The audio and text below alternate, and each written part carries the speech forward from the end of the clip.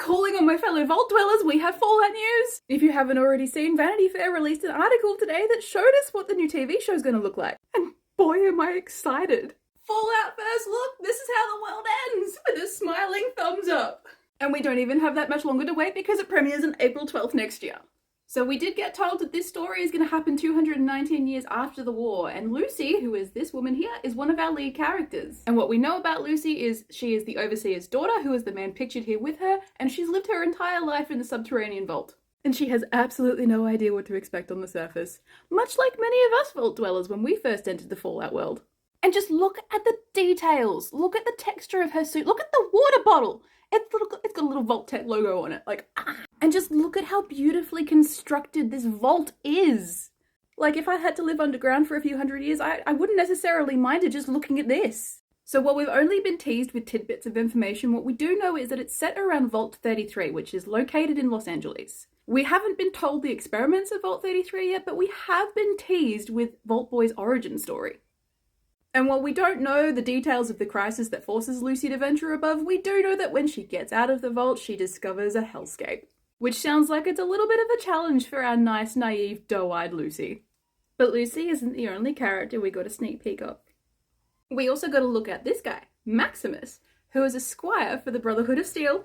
Like the way I gasped when I saw this. Oh, look at the power armor. And just seeing this, the vertibirds, the technology that the Brotherhood must have, this is spectacular. And I love here this description, which cuts off at the top unfortunately, but it describes the Brotherhood of Steel as being a mix between modern day military and the Knights Templar. And I think that is a very beautiful description of what the Brotherhood of Steel is. And even better, understanding that there is an element of medievalism to the Brotherhood, where it talks about Maximus filling his role straight out of medieval times. He is a squire. He serves his knight. So long as he remains useful to the Brotherhood, of course. And then we have one more character that we were given a sneak peek of, and that is the Ghoul.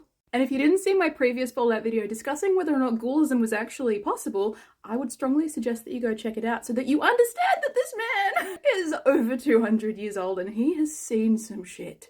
They even go on to describe the Ghoul as a legend, distinct among his kind for his cleverness and cunning. There is a chasm in time and distance between who this guy was and who he's become, creating the dramatic question, what happened to this guy? I love this little comparison just here where he compares the Ghoul to the poet Virgil in Dante's Inferno, someone in this hellish landscape who knows its full scope, origin and secrets.